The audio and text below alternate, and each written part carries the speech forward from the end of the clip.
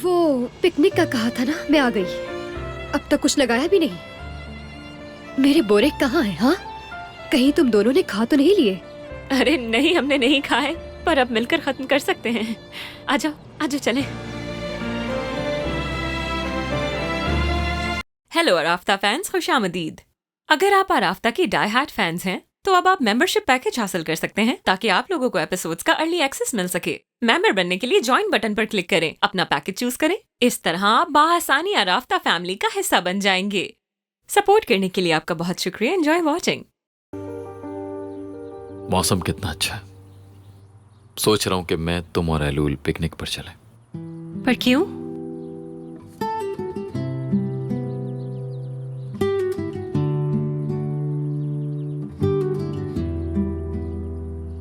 जब हमें उस कमरे में कैद रखा गया था, एलूल को बहुत भूख लगी थी।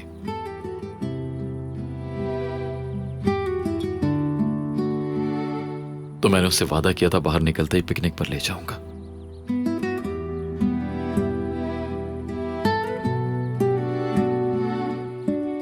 लेकिन फिर सब बदल गया। एलूल से किया अपना वादा पूरा नहीं कर सका।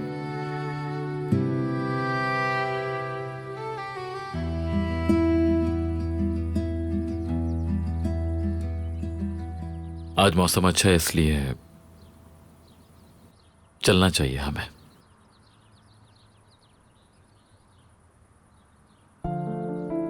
हर गुजरते दिन के साथ मोहब्बत बढ़ रही है।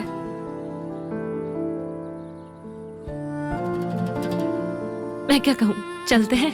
मुझे क्या मसला होगा, मगर एलूल मान जाएगी क्या? पूछकर पता चलेगा।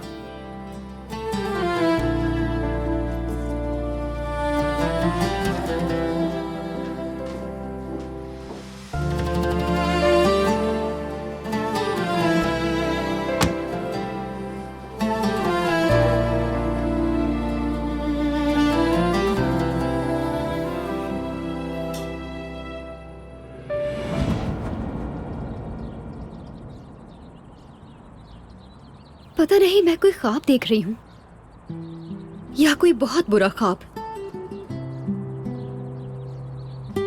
लगता है कि अगर मैं इन पर भरोसा कर भी लूं तो कहीं अचानक से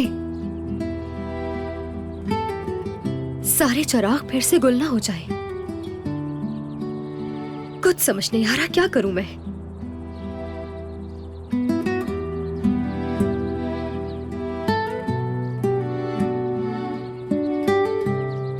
एलूल, मौसम कितना अच्छा है ना, हम पिकनिक पर जा रहे हैं। तुम भी चलोगी क्या? मैंने बैंगन के बोरेक भी रखे हैं और बाकी भी पसंद के स्नैक्स हैं। बचपन में तुम्हें बहुत पसंद है। बचपन में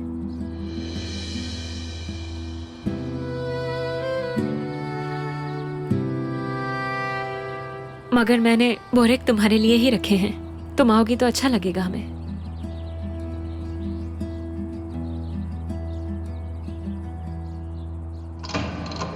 भाई पीछे देखिए।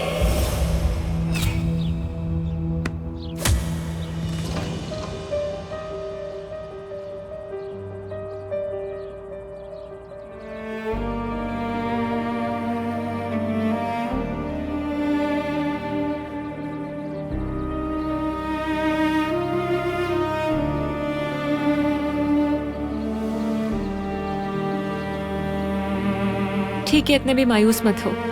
शायद हमने ही जल्दी कर दी है।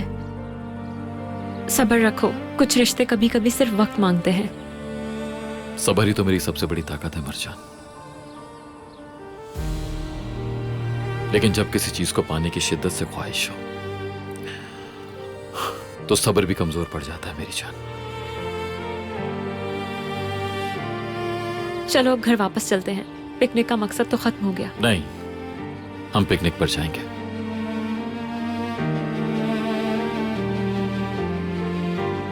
जब तुम मेरे साथ होती हो तो पता है, हर इम्तिहान आसान लगता है।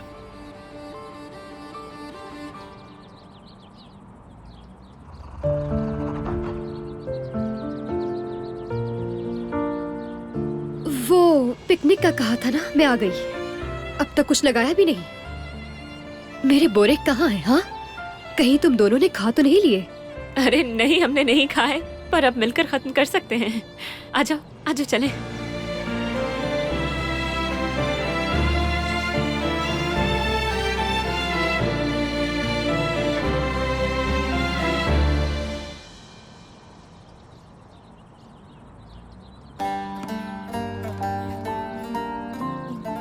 ये लो, खाओ। तुम्हें याद है कि हम दोनों बचपन में ऐसे ही पिकनिक किया करते थे और आतिश दूर खड़ा बस हमें देखता रहता था। बिल्कुल याद है।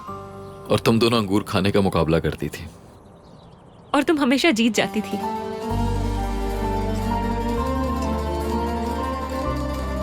कुछ याद नहीं, जहन से सब मिट गया है मेरे।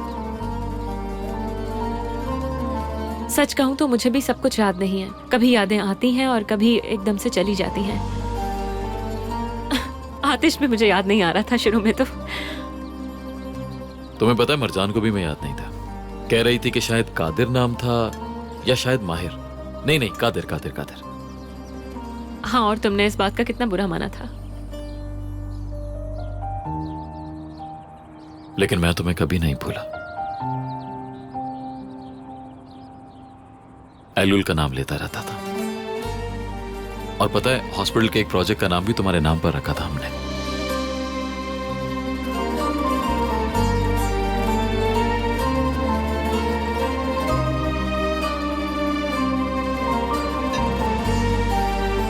मगर मैं तुम्हें कभी नहीं भूली थी।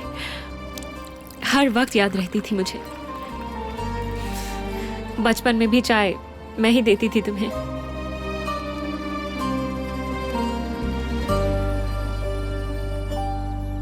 कितने सालों बाद हमारी यादें ताजा हुई हैं।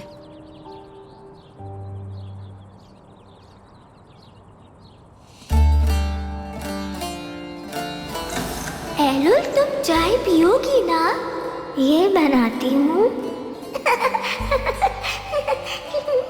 कितनी चीनी डालो? 1।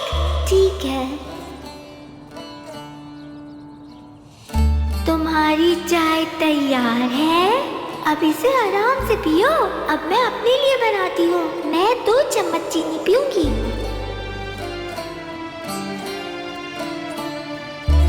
ये तुम दोनों के लिए। शुक्रिया। शुक्रिया। तुम भी चाय पियोगे? हाँ, क्यों नहीं। अच्छा, चीनी कितने चम्मच? 1 चम्मच। ये लो।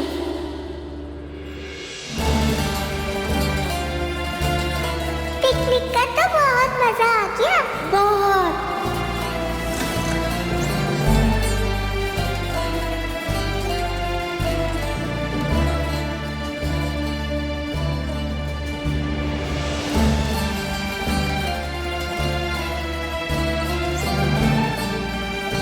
एलुल,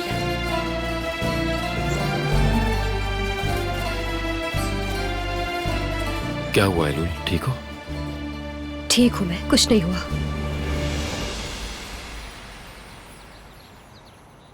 अम्मी और बाबा, मुझे वो दोनों याद नहीं है।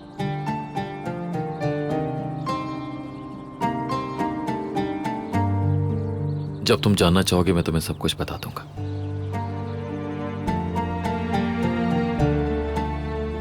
बहुत प्यार करते थे तुमसे। छोटी सी परी थी उनकी।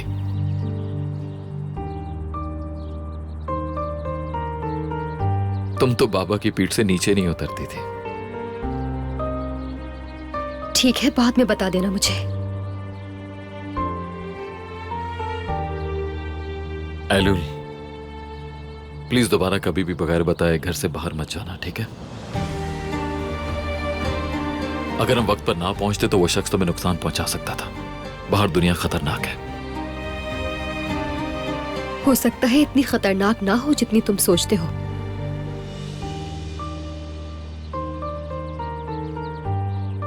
शायद असल खतरा इन दीवारों के पीछे है, बाहर नहीं।